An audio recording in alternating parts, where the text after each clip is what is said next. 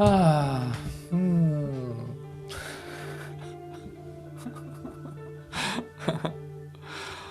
Okay, so we're starting the Miracle Mind. Welcome. It's great that you join, and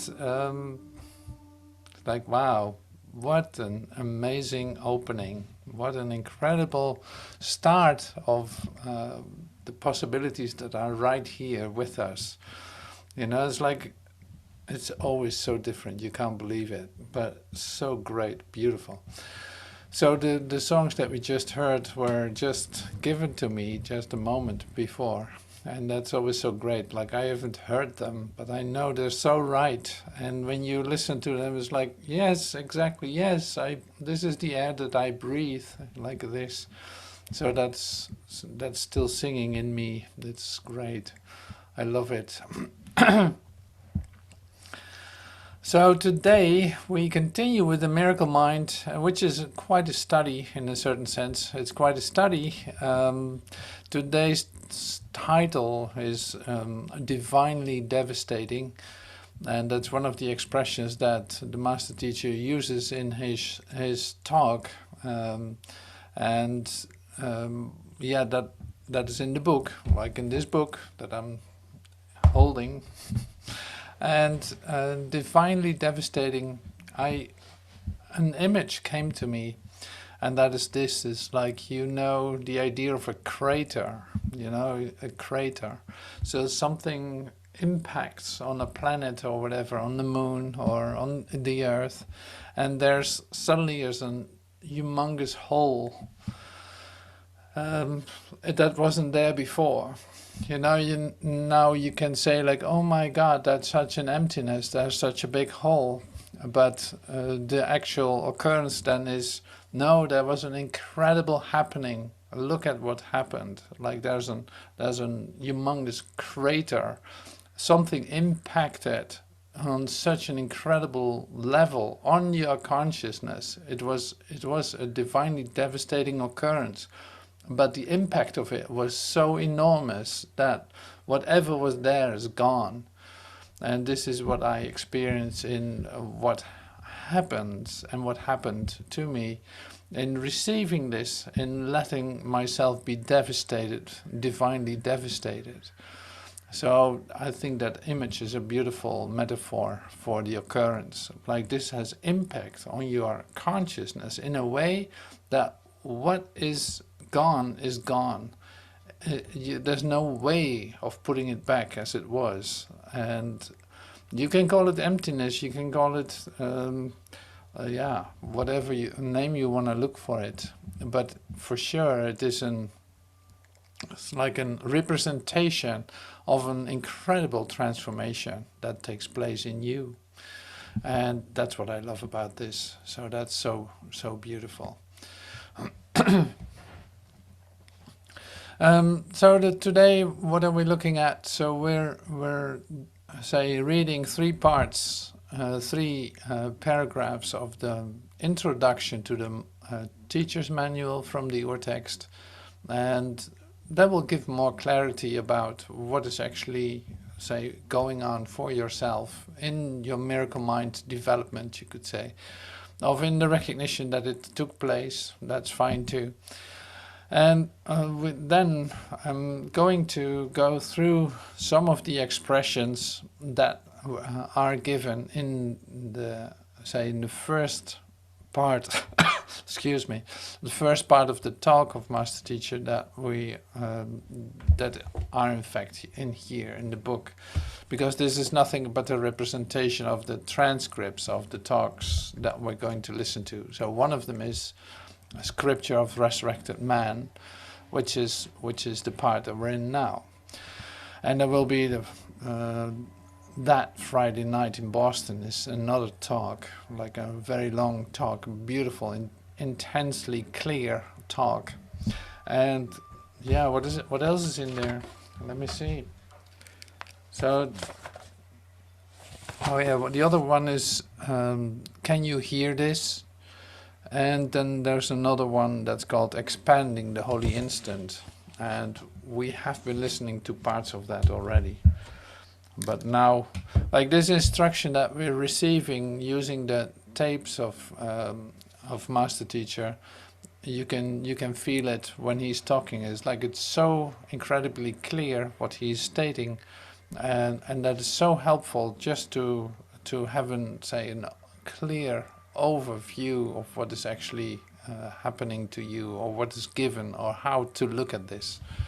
So that's another part. But like I said, we're going to, oh yeah, and then after that we're going to listen to another segment of this talk.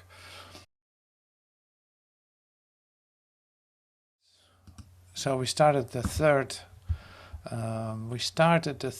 paragraph, see, the Manual for Teachers, volume 3 of the book of the Urtext manuscripts.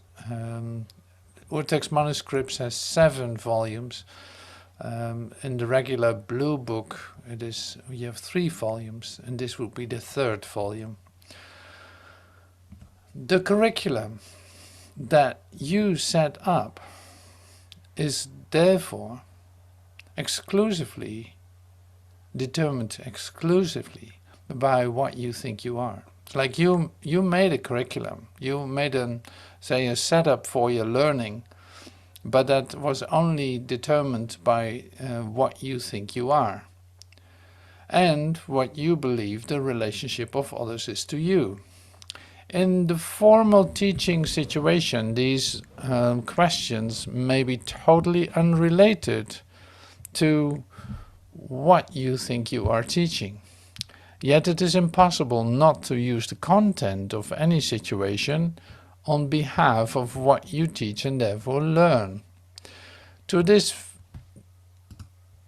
verbal content of your teaching, the verbal content of your teaching is quite irrelevant. It may coincide with it or it may not. It is the teaching underlying what you say that teaches you. So here it is being said, like, it doesn't really matter. You can't avoid teaching, right? We saw this the other day. Like, it's not an option not to demonstrate what you believe you are. You will do that in every action. You will do that in your words, in your actions, in all of this. You will always teach what you think you are. Now, in this transformation or metamorphosis that we're undergoing, now you come to a different kind of learning by recognizing what is underlying that, what you are teaching, what you are demonstrating, what you are showing, what you are, accepting as yourself to be.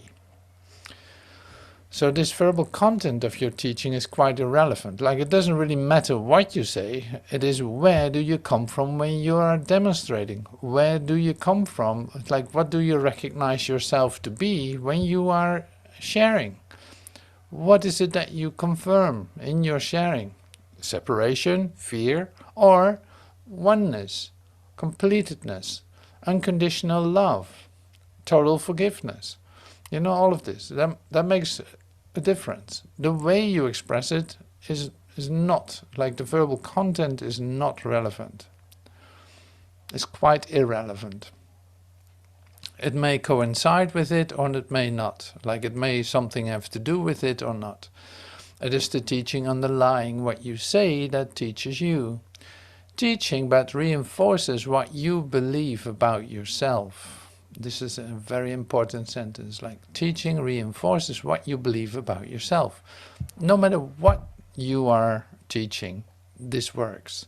So if you teach, the illusions about yourself, that reinforces that belief too in yourself. But if you teach truth, you could say, or if you come from the place of recognition of your true source, then that is going to be reinforced in you. Its fundamental purpose is to diminish self-doubt. That's why we do this. Its fundamental purpose is to diminish self-doubt. It does not mean that the self you are trying to protect is real. Like, diminishing self-doubt is also when you remember this as a human being, you were saying certain things, in fact, to diminish self-doubt. Like you expressed yourself in a certain way to see that you actually did it to convince yourself of what you were believing. If you didn't share it, it would not be your belief, maybe even. So you do this to diminish self-doubt. This does not mean that the self you are trying to protect is real, but it does mean that the self you think is real is what you teach.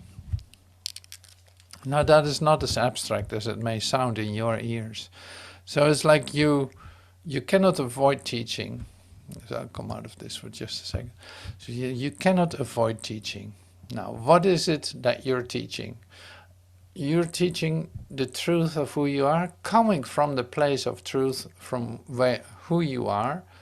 Then that is what's going to be reinforced, and that's what you believe that you are, and you're actually, say, confirming that in yourself and in the one that is with you, or that you're demonstrating it to.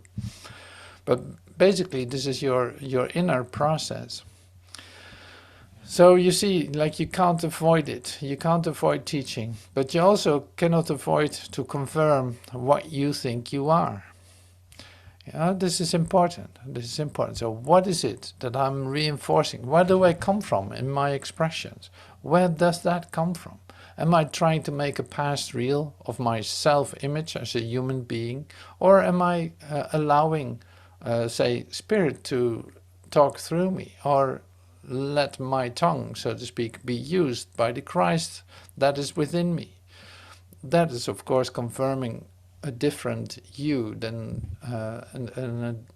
it confirms your true identity instead of the self-made character that you think you are.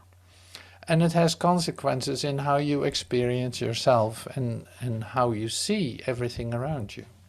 See, and then the words you speak, you heard that just too, is like the words you speak, it's not really about that. It is more like, what is the teaching that's underlying all of this? So, repeating the last sentence, but it does mean that the self you think is real is what you teach, right? This is inevitable. There's no escape from it. Well, see, here's also an healing aspect that should not be, say, overlooked. The healing aspect of this is to become aware of what you are teaching. What is it that you are teaching? Where does that come from? I have to get out of this again. Where do you come from?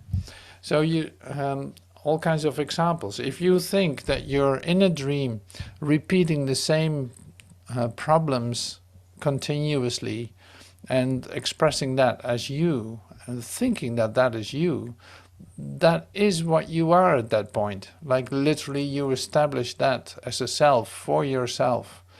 Now to come out of that seems to be impossible, because you believe that that is what you are. So why would you give that up? Like you're protecting it by teaching it, by demonstrating it.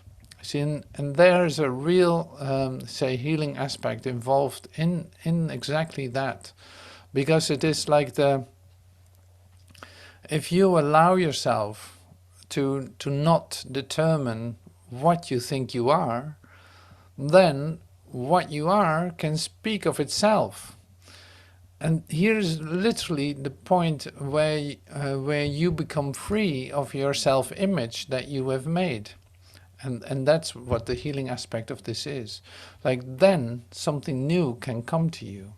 Otherwise you stay in the cloud of self-doubt, the cloud of unknowing, you could say, the cloud of ignorance, repeating the same thing, confirming to yourself that you're still in pain, that you're still looking for a better relationship, that you're still looking for a better world, that you still look for your happiness, and all of this.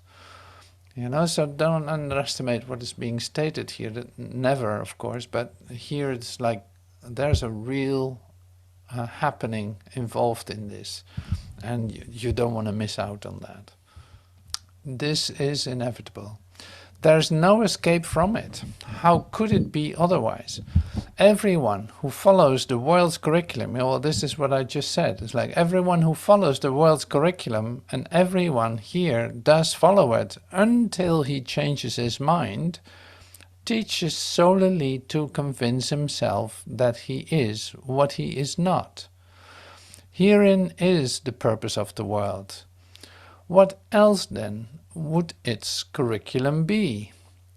Into this hopeless and closed learning situation, which teaches nothing but despair and death, God sends his teachers. And as they teach his lessons of joy and hope, their learning finally becomes complete. How amazing is that? So this is a beautiful paragraph. Like, it's inevitable that there's no escape from the self that you think you are. There's no escape from it. Like, you will never come to the freedom that lies beyond it if you stay with your ideas about what you are. How could it be otherwise? Everyone who follows the world's curriculum, the world's learning program, you could say, and the world's laws, and the world's habits, and the world's temptations, and the world's vision on how this all works, you could say. And everyone who does follow it until he changes his mind teaches solely to convince himself that he is what he is not. Herein is the purpose of the world. What else then would its curriculum be? Into this hopeless and closed learning situation, which teaches nothing but despair and death, God sends his teachers. And as they teach his lessons of joy and hope, their learning finally becomes complete. Well, there we have it.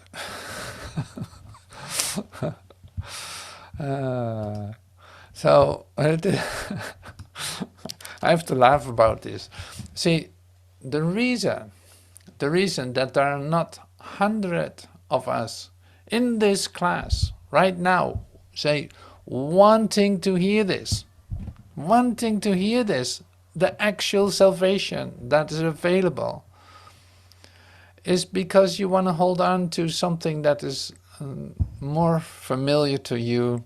You don't want to let go of your self-made image, and you're still like in the middle of a world of death and separation. That's the only reason. Otherwise you could not wait to hear about this, to see that literally all help is given to get you out of your construct. You know, it's like you have no idea what lies beyond, otherwise you would not doubt to be here. You would not doubt to listen to this. You would not, all of this. It's like you can't believe that. And yeah, you gotta give up your, what is it actually? I don't even know what to call it. So that's why, say, Master Teacher, in his teaching, say, journey, wasn't popular. He was like putting it right in front of you, right in front of your face, and he would spank you with it, so to speak. So the divinely devastating ideas coming to, it starts to grow on you, doesn't it? I love that. So, okay, there's one more paragraph in this introduction to the Manual for Teachers. I will stick with the book for now. Except for God's teachers, there would be no hope of salvation, for the world of sin would be forever real. The self-deceiving must deceive, for they must teach deception. And what else is hell? This is a manual for the teachers of God. And we're going to take a look at that later. It's like, who are actually God's teachers then? Who are those?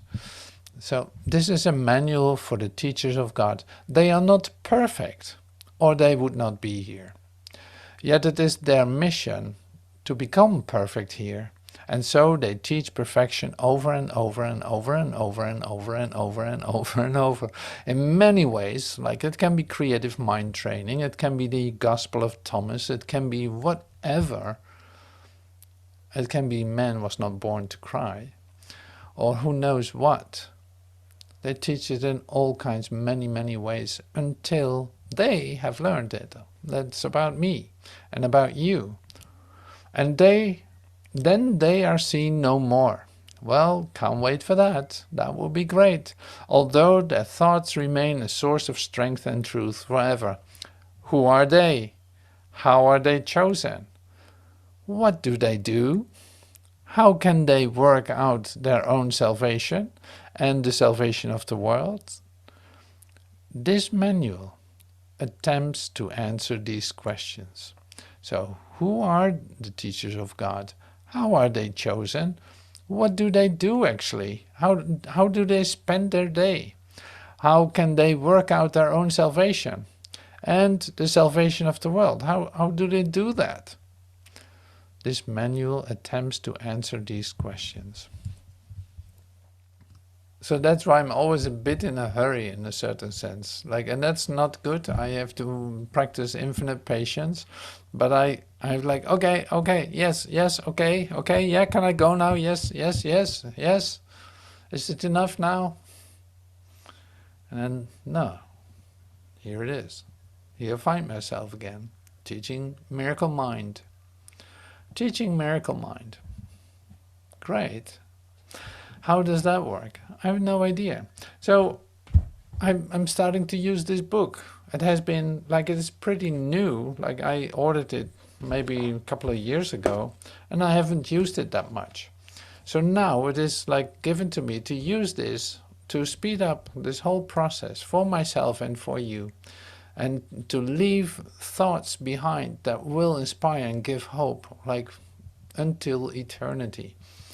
And for sure will.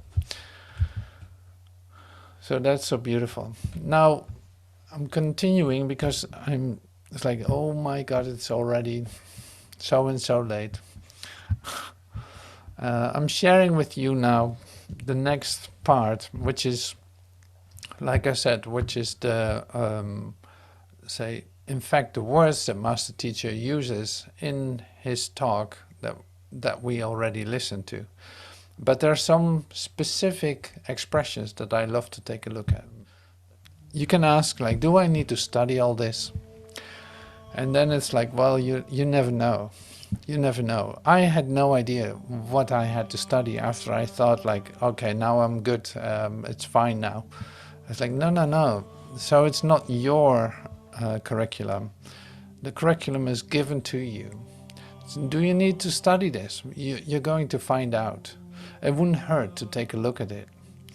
And it wouldn't hurt to listen to this. So that's good to know. And this is no different than the lessons, for instance, of Course in Miracles. The lessons of A Course in Miracles, how long do you keep repeating them? Until they all bring you home. Really like this. Until everything becomes an invitation to come home. You see in everything the communication of the universe. If that didn't happen yet, keep repeating them, because it is a portal. It is given to you continuously on a moment-by-moment basis to repeat these ideas. You can also say this, which comes close to what we just read about the teaching. The teaching is, what are you teaching? Where does that come from? If you are, centered in your source, if you're centered in your being, in that of your being, in the love of your being, then you're good to go. You're good to go to express this or to give this away. Then you will encounter other things. It's a curriculum. It is a learning curve where you go through. It is not only just related to yourself, you need your brothers for it too, in a sense of you have no idea how to be helpful. You have no idea how to come to the perfection of you, how to to literally enter into no exceptions to the love of God in all your actions, in all your thoughts, and in all your, in fact, in everything that you give. And that's really the practice. So now, might as well just step out of this. So the thing then is, in discovering what you have to learn, in discovering the moments that you still make exceptions, or that you hang on to a worldly idea as a representation of you, there's work to do. And see, that does not stop. You can say like, okay, so people are coming to me that want to hear this, which is great. Now that in, say, allowing this transfer to take place, that does something with me too, and as well with you. So that process is a part of the curriculum too, to deal or to come to dissolving the resistance to the love of God in every aspect, with no exception. And especially then the part with no exception is a quite something. You will go into every detail, every every part of your mind, to see if there still is some debris lying around, to prevent you from a total, openness to the love of God. Now that's why doing the lessons, while you still already have incredible experiences, or when you have deep recognitions and revelations about the truth of who you are, these lessons that we're doing with the daily lessons are in fact, helping you to come to a purification, like to come to completely clearing out any kind of hesitation, doubt, or I call it debris, or something that's just laying there.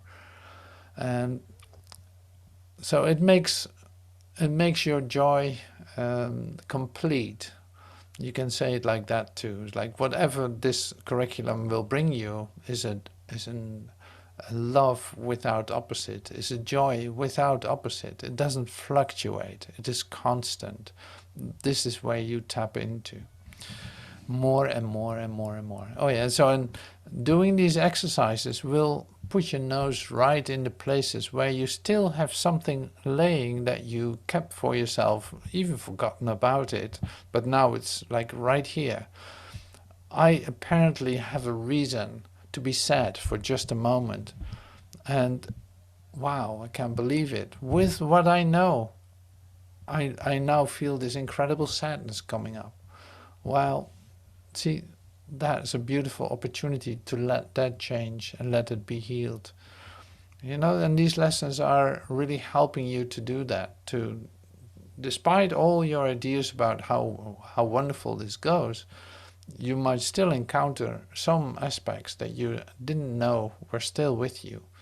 Well, that needs to go too, in order for you to completely be done here in this.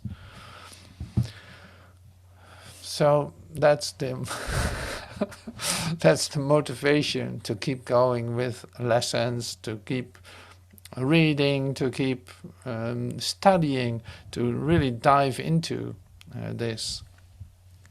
Like I'm trying to do that now, at least. So here we are, divinely devastating.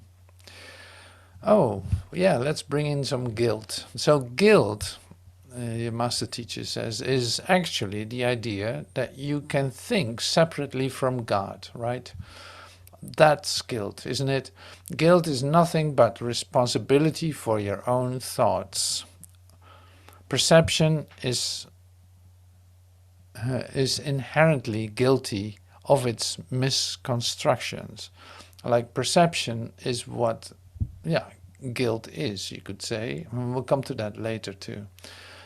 because what you are perceiving as separate objects is just a confirmation of your separation from God. So if you use that to prove who you are, like you will do if you bring in a past memory, is like, oh my God, what happened to me now was this and this and this. Well, is it based on perception?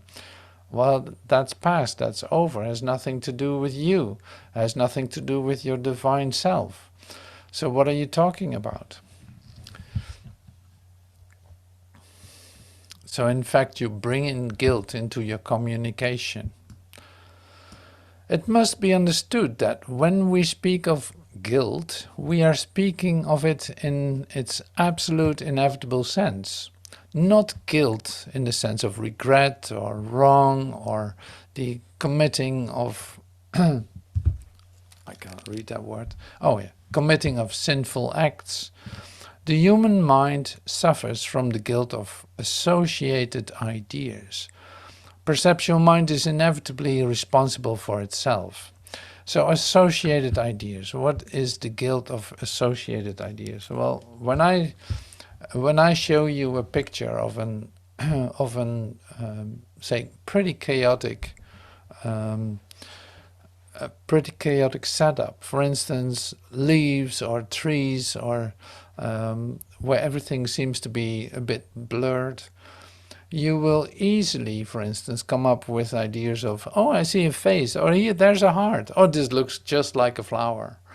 So it's like you associate continuously with what you see, and which is based on a past perception, on something that is not there in that moment. And you don't allow that, what is being shown to you, to speak for itself, but you associate it, you nail it down into time with your associated ideas. And this is a natural, the human mind suffers from the guilt of associated ideas.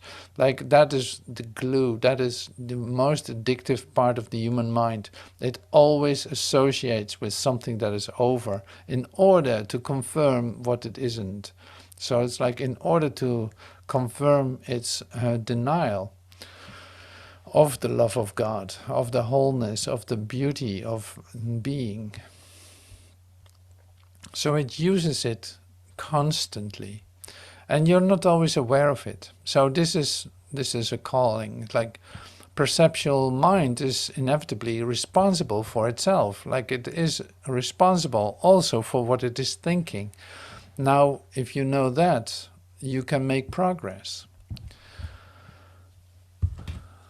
Let me see. Guilt is only and totally the assumption of responsibility of identity through conceptual thought, or as Jesus said, the attempted usurping of the kingdom of God.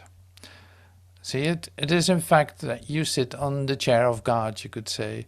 It's attempting to usurping of the kingdom of God. Some words are glued together here. I'll do something about that. Guilt is only and totally the assumption of the responsibility of identity through conceptual thought. So conceptual thought is then the ideas you have about it. You have about what you see, the ideas that you have about what you think is happening, or what you think should occur, or what you think God is, or salvation is, or all of this. So in that, you in fact say, invite guilt into that. It is, the act is what guilt is. And you are attempting to usurp the kingdom of God. In fact, you want to establish it as your kingdom. Guilt is the distance between cause and effect. Time is a chance to feel guilty. Guilt is in time. Guilt is judgment. Judgment is guilt. Both are an assault on the whole and deny the single reality. I have to go through this text because reality is not what is meant here. Reality, single reality, has nothing to do with selling houses or anything like that. So guilt is the distance between cause and effect. Time is a chance to feel guilty. Guilt is time. Guilt is judgment. Judgment is guilt. Both are an assault on the whole. So in fact you can say like what you judge is in fact you separate. You think it has nothing to do with you. You are different. You are comparing. You think it's different from you. In that you confirm the separation because there must be something there that isn't perfect, and you see that. And you think that that has nothing to do with how you think about yourself. Well, good luck with that. So contrary to what limited perceptual minds believe, there is nothing abstract about enlightened mind. There's nothing abstract about it. Whole mind is in no way representational. It does not have thoughts, but rather is the thoughts. And this is where we come down to with the quantum light work too. It's like you become the experiment. You are that. You're not observing it, you're in it, you're it. So you don't have thoughts, you become what you think, you could say. You become what you think. So what is it that you're thinking? And this can be really funny. Well, we're going to use that in creative mind training. Because this is like, okay, so what do I believe I am? What is it that I believe I am? I am that. What are my thoughts about myself? I become that by thinking that way. And does it have anything to do with truth? Well, who knows? It depends on what you think about yourself. Okay, we continue with this. An enlightened human mind is momentarily an embodiment of reality. An enlightened human mind is momentarily an embodiment of reality. We are so you can say like this enlightened human mind is then a human mind which is free of the debris of limitation or any kind of separation. So it recognizes its wholeness and it acts from it and it thinks like that and it sees like that. We are trying to teach you through continuing miraculous occurrences by that by not supporting relationship associations of your projected imagery. So it's like, don't connect it to a person, situation or event, what you are thinking, or what you are feeling. Don't connect it to anything in time. The image will become whole and all-inclusive into itself. The highest, very highest form of enlightened thought is A Course in Miracles. So, in other words, what you are thinking, what you are thinking determines what it is that you are, what your experience of yourself is. Now, this is nothing new, but here it is then. Why not allowing yourself to, say, be imbued with, say, the very enlightening words of A Course in Miracles? Like, there's no higher frequency to be found in imbuing your mind with the truth of who you are. Everything is directed to it. There's no distraction from it. There's no deviation from it whatsoever. Like it's a whole integrated representation of one mind, speaking to one mind, demonstrating one mind, acting from one mind, sourced in oneness, and so on. So the frequency of that is so high, you could say, that it is inevitable that it will lead to your total denial of it, or it will bring you into, say, the recognition of the truth of who you are. Like there's no gray area whatsoever in it, because it is a whole, congruent masterpiece, you could say. It can only come from a mind that is whole, which is your mind. That's why I say, like, keep doing the lessons until you recognize your wholeness. Then it will. You will love to read it, because it just confirms what you are thinking about yourself. That's why I sometimes say, like, well, I can't believe it. It is actually written black and white. What I'm thinking, what is coming to me, what I'm receiving. It literally says it. Can you believe it? Now this is what A Course in Miracles is. Okay. So we have 15 minutes to listen to the second part of the, there are in total 6 parts in this first part.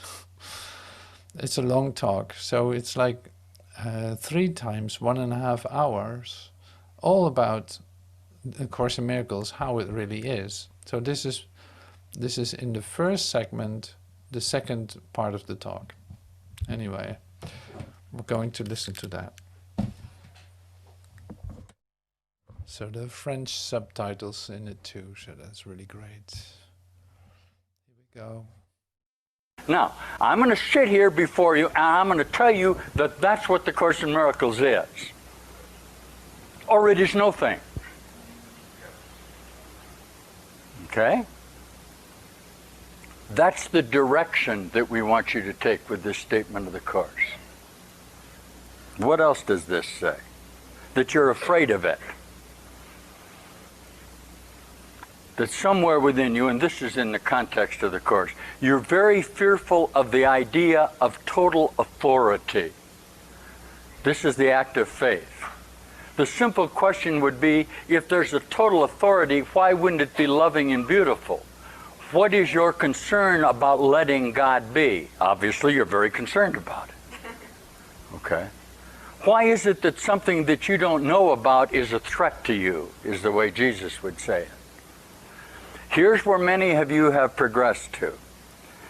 Many have discovered that being frightened to death of A Course in Miracles is a perfectly natural and necessary beginning of the metamorphosis of self-awareness.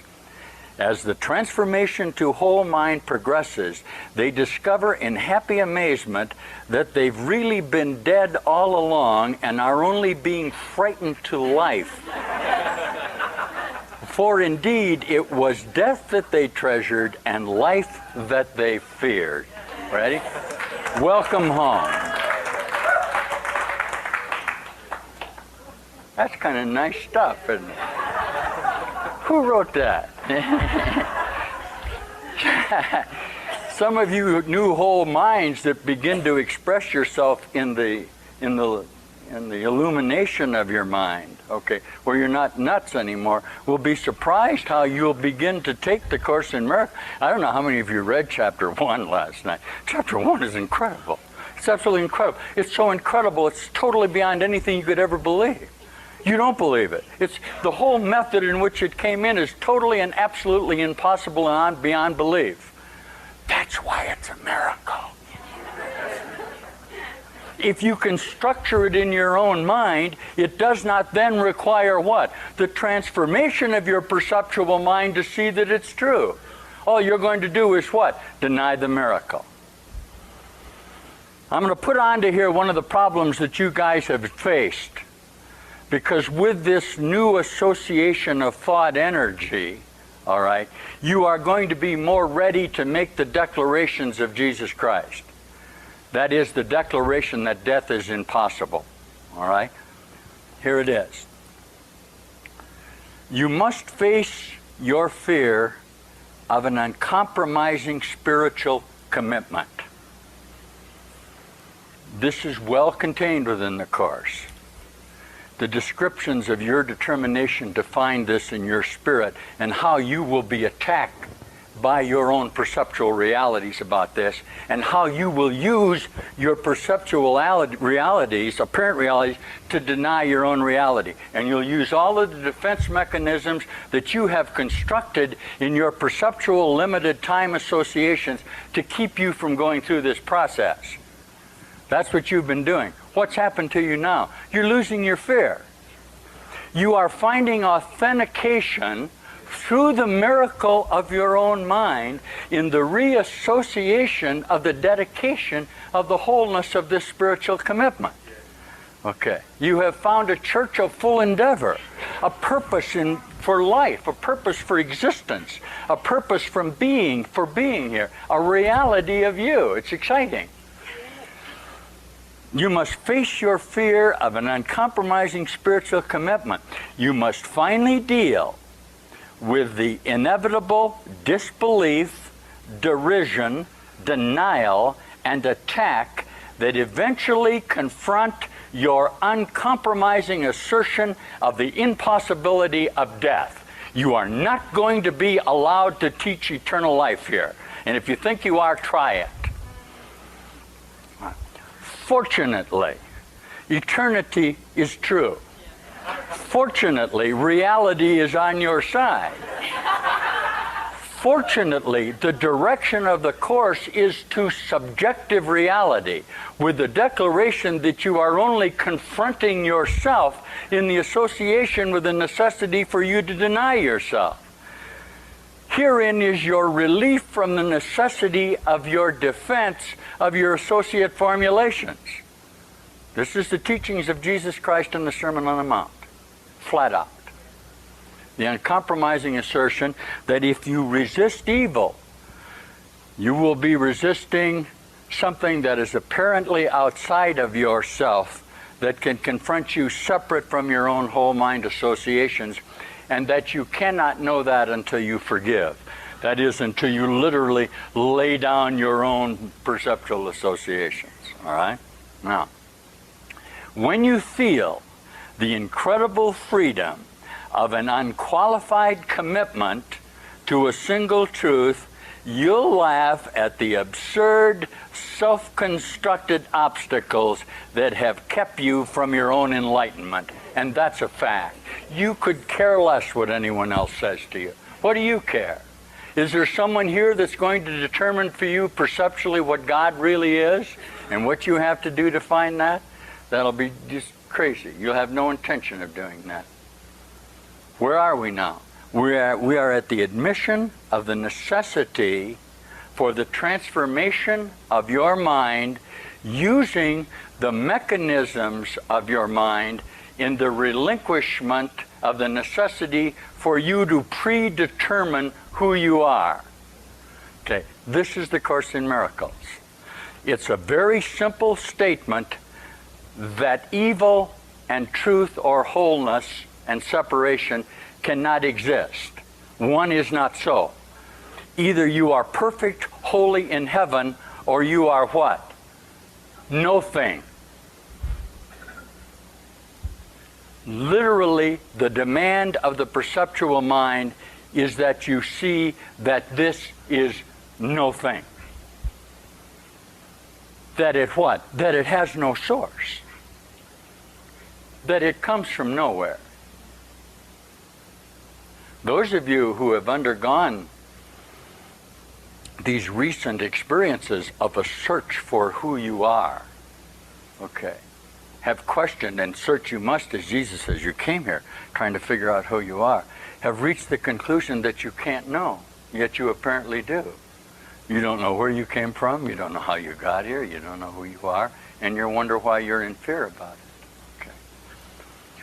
I want to deal with the reasonableness of the Course for just another moment before I get into Chapter 1, because I know this doesn't seem possible, but because of the religious vernacular nature of the Course in Miracles, there are a lot of so-called rational, eclectic minds, that is, Socratic minds, that can't get past the vernacular to see the wholeness of what this teaches. This is what I want your minds to do. You're not going to be caught up in the doctrinal necessity for the historic definition of Jesus Christ. This is not what we're concerned about. Our declaration to you, as you are observing in your own enlightenment, is that cause and effect are not apart. All right. When I say Jesus Christ wrote the Course in Miracles, that has absolutely nothing to do, and I know you're aware of this, with what your perceptual observation of Jesus Christ is historically. It has nothing. Why? Your perceptions are false. Jesus Christ wrote the Course in Miracles because he says so. You somehow want to work in the hyperbole association of relative truth. That's absurd. The Course in Miracles is true. The cause of it's true and the effect of it's true. All right? Now, here's the problem with that from what you would call a religious standpoint. This is the great debate of singularity. This is the statement of theology that man must involve himself. This is the Aquinas statement. This is the statement that's always fought over in theology, that the perceptual mind must involve itself with its own salvation. It's a statement that God knows about this, okay, and is participating in the event of the resurrection. Okay, that's established Christianity. Okay, it deals with the necessity to associate good and evil. Quite literally. You must deal with the premise that the things that you love, okay, which are true and whole to you, die, get sick and old and die, through the authentication of the earth in association with a true God. Okay. Now, a true statement is the antithesis of that. The Course in Miracles, or the statement of Jesus Christ resurrected, is that earth and heaven have nothing to do at all with each other, that your kingdom is not of the earth, that you're not from here, that this has nothing at all to do with reality. Now, here's what you run into, and I want this on the tape, so that the theologians can study their own resistance to this. Listen. All religious philosophies must be deemed heretical, that is, denied in a church relationship that does not include the continuing necessity for the participation of man in his own salvation. Okay? In other words, if Jesus Christ says to you, if you'll believe me, you'll be in heaven, which is a statement of absolute truth, that has to be denied by established religion. And it is denied. I broke that down for you so you could see it. Listen to me. This is why the heretics were burned at the stake. I'm going to let you see this, because it'll be very evident to you why this is not tolerated in the establishment of the earth, is it? Listen.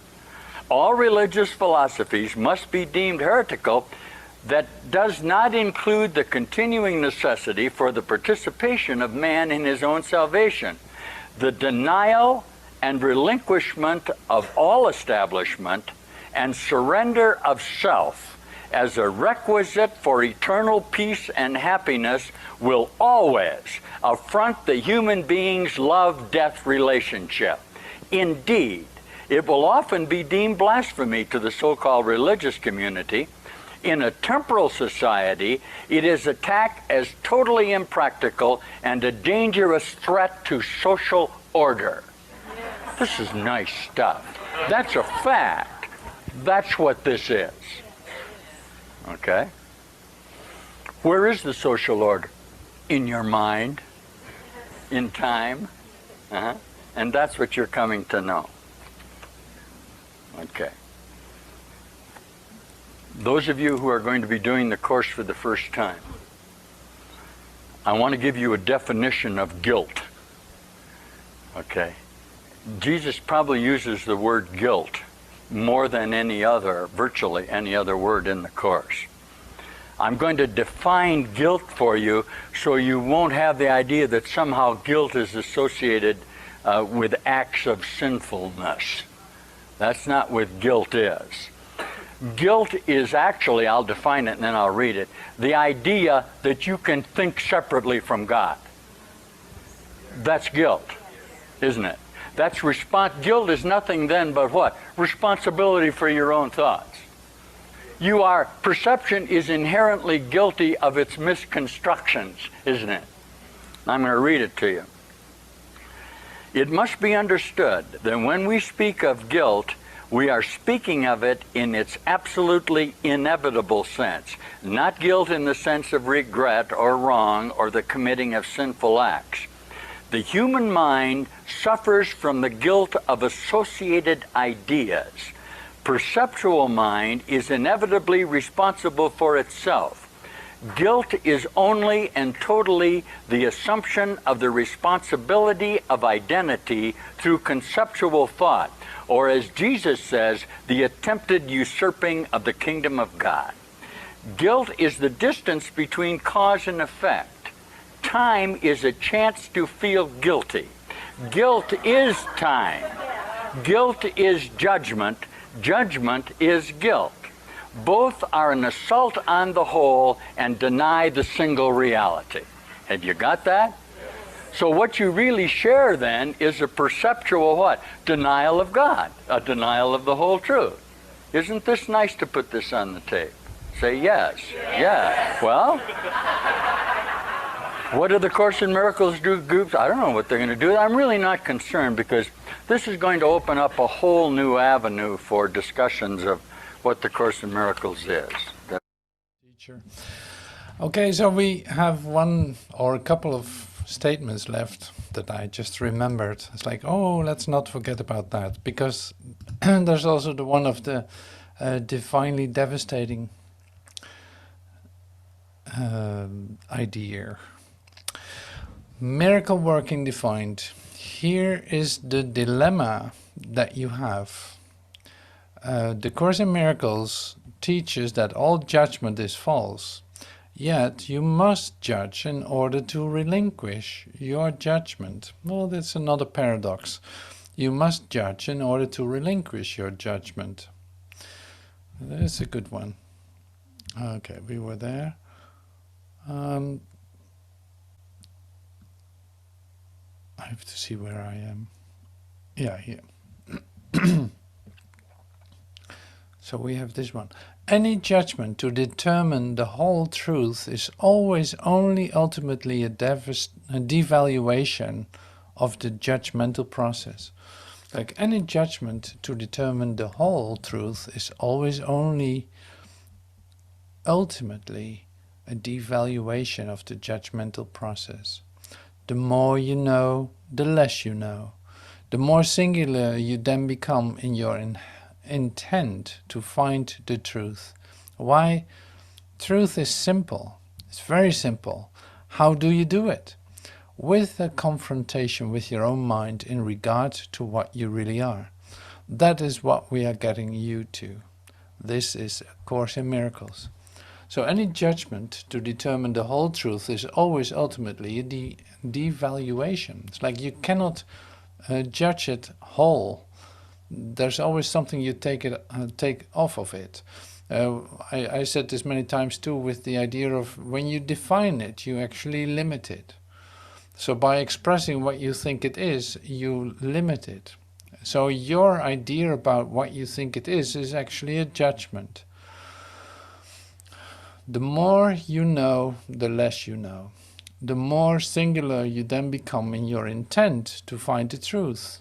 Why? Because truth is very simple. All right. So, why don't you see really what you're undergoing in the transformation?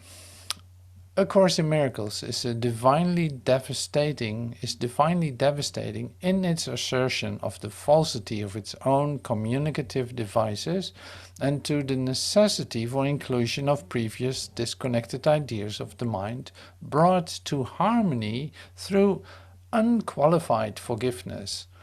That is non-judgment and unconditional love. The result must be in-depth connections of previously intentionally alienated thought forms that leads to the incredible experience of illuminate mind. Welcome home. So this is your weekend study. If you know what this actually says, if you study this in the weekend, you have a very productive weekend. You can say like, as long When Master Teacher is using sentences of more than 4 in one, then you better pay attention. So here, A Course in Miracles is divinely devastating in its assertion of the falsity of its own communicative devices. So what does this say actually? It's divinely devastating. So it's like it uses communicative devices, you know, but it also shows you at the same time that these communicative devices that are being used are actually false in themselves. So we say this many times in terms of it's a temporary learning device. So it's not truth itself, it's a temporary learning device. The fact that we actually do this in time, what we're doing is like that we do this in time is we use time constructively, we say. Does time exist? No. So it's like it confirms the falsity of the communicative devices that it uses. What do we use? We use words. Do words have anything to do with truth? No, not at all. So there's the paradox. We've spent some meetings on that too. It's like the paradox of eternal life. How can there be an eternal life if everything seems to end here, seems to stop here, and that everything seems to die? You know, these kind of paradoxes. But here it's like, here's your teaching device, but what is in there is actually not truth itself. It is a temporary learning device. We use it just to recognize what is going on. Well, it's really, really interesting, isn't it?